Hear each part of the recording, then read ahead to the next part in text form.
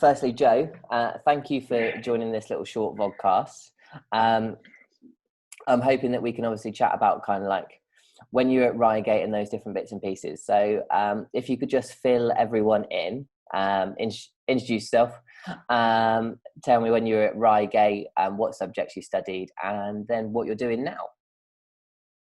Okay, so at the moment I'm at Loughborough University in my final year. I took a year out to work in industry, and I've got just a few weeks left of my final exams, and then I'm finished. So I studied at Reigate College from September 2013 to June 2016. First year I did AS levels in maths, chemistry, economics, and classical civilization. And then in second year, I dropped classical civilization and took up AS further maths, because that's when I decided that I wanted to carry on with maths and do it at university. And I thought that that would strengthen my application if I had some further maths as well, because a lot of the stuff you do in degree is covered in further maths. What's your degree in at the moment, Jay? Sorry, I forgot to say that. So I'm doing financial maths at Loughborough University. And so I think it's really interesting you picked up on like the AS further maths, because that's still an option for like students to take. Yeah. What was it specifically about that you think which helped you kind of like going on to study maths a bit, well, your financial maths a little bit more at university? So a lot of the stuff covered in at university level maths, you do in further maths anyway. So that was like imaginary numbers, complex numbers, and it, obviously as well, it's a bit harder, so it does test your math knowledge a bit more, and it does set you up sort of your brain, I guess. It's sort of practicing harder stuff and memorizing harder things. So I think it just prepares you a bit more. And I suppose when you were studying at Reigate, is there any kind of thing that you thought was really, really important for when you like move forward to study maths at university? Is there any like topic or something you're like, oh, I really think that was probably one of the most important ones to me? Okay, well, I know that statistics really helped me out, and some people I met at university didn't do statistics in AS level and A level, so I already had a head start on that. And then also some of the decision one stuff, like linear programming, that came up as well, and some people as well hadn't done that. So there are quite a few things, as well as the core calculus, that I felt like I had a head start in. But then again, the people that I met that hadn't done that, I think they had done other stuff that I hadn't. So yeah, everything really helps me, because in degree maths you cover so much that you're probably going to build on all the stuff you learn at A level and AS level. And what is it that you've studied at university that you've enjoyed the most?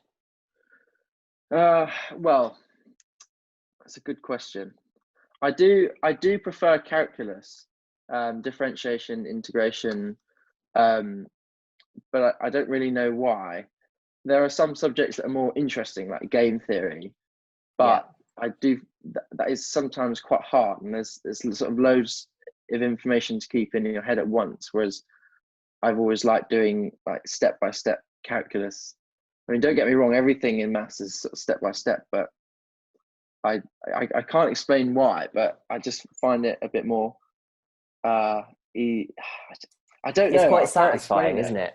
I always think calculus is quite satisfying. Yeah. I mean, like that's probably a statement I never expected to make, but yeah, I find that quite a satisfying process to work through.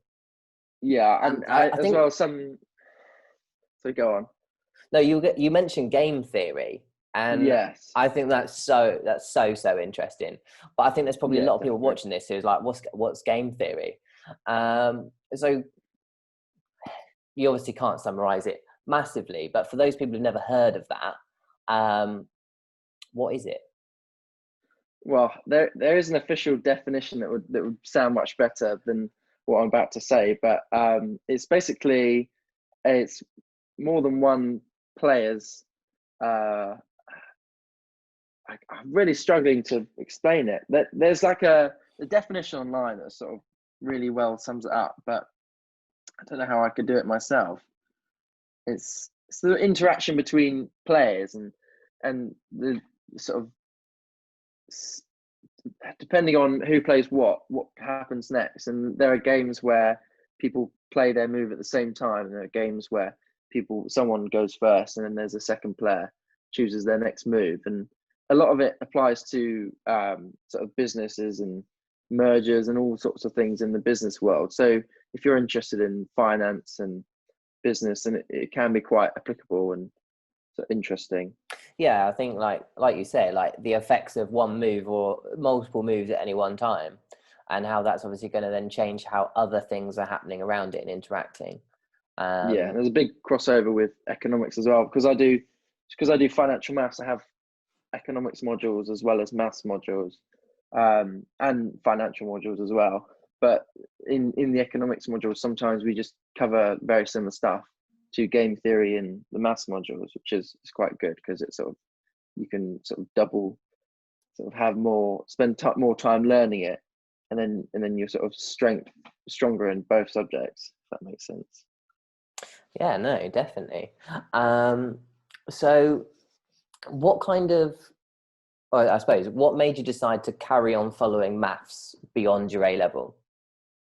Okay, so in my second year of college, I realized that maths was really sort of my strong point, my academic strength, and I probably enjoyed it the most out of all of my subjects.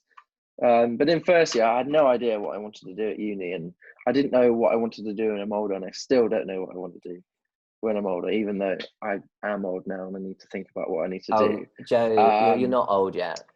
No, I know. So I just thought that if I was going to enjoy something at uni, it would have to be maths. And studying in Decision 1, we did some linear programming, and I found that really interesting. I thought I want to do this, more. I want to do this at uni. So I looked up some sort of specifications of courses online, and some financial maths courses did do linear programming, and I thought, okay, well I'd quite enjoy that. So I think I want to choose that. And I spoke to some of the tutors at Wright College and my maths teachers, and they said that, yeah, I think you should do that. I think you'll find it more interesting than just plain maths, which is true. Even though if you do just do plain maths, you can choose so many different modules, and you can really pick what you like doing at university in that field. But I think the financial side it opened me up to more module choices like economics and finance, and I definitely wanted to learn more about that. And did you like the idea of it's kind of a little bit more pigeonholed to potentially a career in the future? Yeah, so I know that maths is a really open degree. You can really do anything with maths, and I thought that one day I'd quite like to maybe look into banking and sort of the finance side of things. So if I had that degree, I know that it would open even more doors for me. And when I was at Wright College, I did some work experience at a building society after my first year, and I found that really interesting. I thought that I think this is sort of what I want to go into, this sort of rough area. No, I think that's good. So I thought what was really interesting, you said a minute ago, is the fact that you went and looked at specifications at university, and then you picked it based on like a part of the subject you liked. Yeah, and that's obviously quite a cool little bit of information for people to hear from you. Because I think as like a college, we might say like you need to read the specifications and you need to look at the courses, and that will help you make a decision. But often I think a lot of students look at that and think, well, why the kind of titles there? But actually, yeah, you've highlighted it, that bit of linear programming that you liked. And then seeing that was still there was like, oh, okay, so that bit of maths I really enjoy. I'm still continuing, even though I'm not necessarily doing like a pure maths based degree. So let's talk about what's next. I mean, like everything's up in the air because we have this whole COVID situation around us at the moment. But what are your plans kind of like moving forward from your degree? Okay, so I did a year in industry, and I worked for Energy UK in economics, and then I did another sort of mini placement at Ernst and Young in financial reporting, and I really enjoyed that one. It was a bit harder, and there was sort of more exposure to uh, sort of what goes on in the company. I did 6 months there, and that I really enjoyed it, and then they quite liked me having me there. And they said you can come back after your degree, which was I only had another year. So it was an unofficial thing saying that we would like you to come back. So, and I was so I didn't apply for any grad roles because I knew I wanted to do that. And then the whole COVID thing happened, and I emailed them recently, and they said that due to the uncertainty, they can't confirm whether they could open a new position for me. So at the moment, I'm jobless, but I still don't really know what I want to do in the future, but I wouldn't have minded going back into financial reporting and see where that takes me. But I've also been looking into sort of actuarial roles, but I just don't know what I want to do. But I think the point you make about like getting lots of work experience and placements Yeah, and those kind of bits, it really helps you work out what you want to do. and getting as much experience in sort of lots of areas is good, because it tells you what you want to do. You work out what you like doing and what you don't like doing, and you've also got stuff to put on your CV and situations to talk about in interviews. So just going back to kind of like Reigate college life, what would it, so for those people now going from their first year into their second year, what advice would you kind of give them? Well, obviously this has mainly been focused about progression, but just like as kind of like a Yeah. finishing thing, what would you do to kind of like say, this is what I did, or might be useful for them to hear? Okay, so if I could go back in time, I definitely would have tried to get more work experience early on, just mainly to sort of for interviews and stuff in the future. I could talk about that, because when I was applying for like summer jobs, summer internships after first year, I hadn't really ever worked properly. Sort of no other serious internships, and I wish I had, because I would have had stuff to talk about in interviews, and also skills that I sort of could have picked up, and maybe things I could have mentioned. Um, and I think that's the main thing I sort of regret. But going into second year, I think just try and spend some time looking online and looking at things that you might enjoy, like careers, nothing too like specific, but things that you enjoy, and just try and look for some careers that maybe you could do those things you like. But it is quite early on. You shouldn't worry about if you haven't decided or anything, because I hadn't, and I still haven't. So I think just try and talk to people who you know as well in those areas, and see if you can get a few days work experience. Um, and yeah, I think that's, I can't think of anything academically, Yeah. um, like like work harder, but I can't really. Obviously, second year is really important, because that's your sort of last chance to get your grades in good shape, and Just out of interest, how did you choose to revise? Like what was Joe's routine like? well, I've never been very good at revision, because I'm always getting distracted. And for some reason, my revision for A level was a lot better than my university revision. I don't know how. It all came from my motivation, because I really wanted to get into Loughborough University, and I needed AAB, and I was predicted ABB. So I knew I had to work really hard, and there wasn't another university I wanted to go to. So it was sort of all or nothing. So I I don't know how I did it, but I went to the ILC Reigate Library every day. I completed every past paper for every maths exam ever. And I'd never have that motivation now to do anything. I don't know where it came from, but that I just worked every evening, and it was crazy, because it was so unlike me. Because usually I'd be getting distracted and procrastinating and all sorts. But yeah, so just out of nowhere, just purely because I was so motivated to get into that university. The library and the ILC and just getting on with it Hmm. is the important thing. Yeah, There's just no like I think so many students are like, oh, please give me like a little cheat code. Like, Yeah, easy way what out. is this formula that I use to get Yeah, myself yeah, really, really good? And it's just hard yeah. work, isn't It's it? all But about, yeah, it's practice. I bought a textbook that, like, the extra hard. There was like an optional math textbook for like the differential equations, like the really hard stuff. And I just, everything that I wasn't comfortable on in the past papers, I just go to that chapter and just do all the questions. But like, I'd never been motivated to do something like that now, because it was such a like, so boring.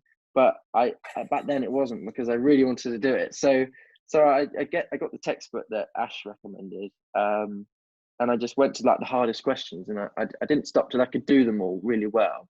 And then, you know, I did some more past papers, and then I could do all the questions, because, you know, the last two are like always really hard, and it's usually that differential equation, working out how long it takes to fill up a tub of water with all these yeah, sort particularly when it's got a of, hole in the bottom of it. They love that. yeah. But I really found it interesting, because it's like quite sort of applicable to real life. But so I did those questions until I could do them really well.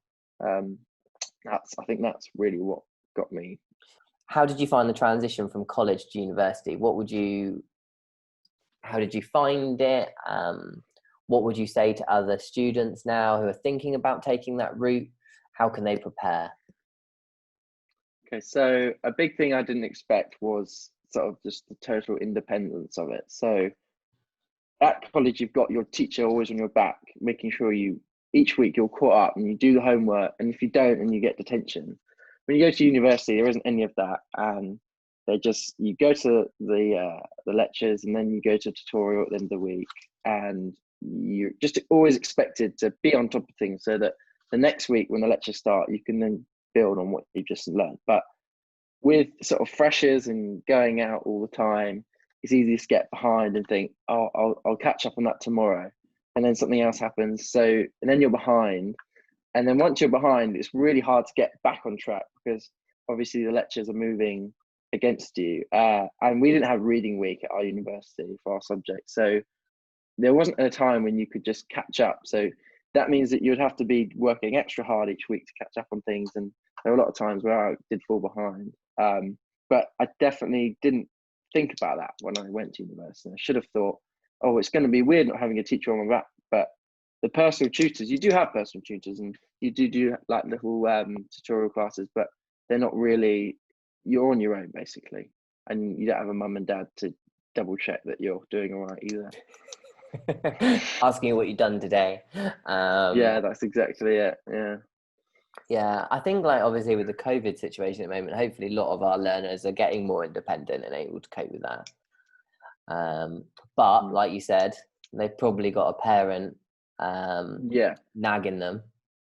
Why haven't you got out of bed yet? Type scenario. But it certainly is challenging. It's definitely worth thinking about whether you've got the character. You obviously have made it work, even though you did get behind. You managed to catch up. Yes. But whether that kind of environment is suited to the person. Out of interest, how did you catch back up? Well, in a couple of the modules I didn't like, I'm less inclined to do those ones. So when it came to sort of revision, I noticed sort of quite a big hole in my notes, say from like week 2 to 4 or week 2 to 6, and I did end up just catching up in the revision period, which is very dangerous. I wouldn't recommend it. But if you work hard enough, you can catch up. I make it sound really scary. It's not this bad at all. If you just go to all your lectures and tutorials and make sure you do a bit each week, you'll be fine. I just was a silly fresher and procrastinated a lot of my work. Okay, so I think that moves us nicely on to talk about if you were an animal, what type of animal might you be? Because I got asked that in a job interview once.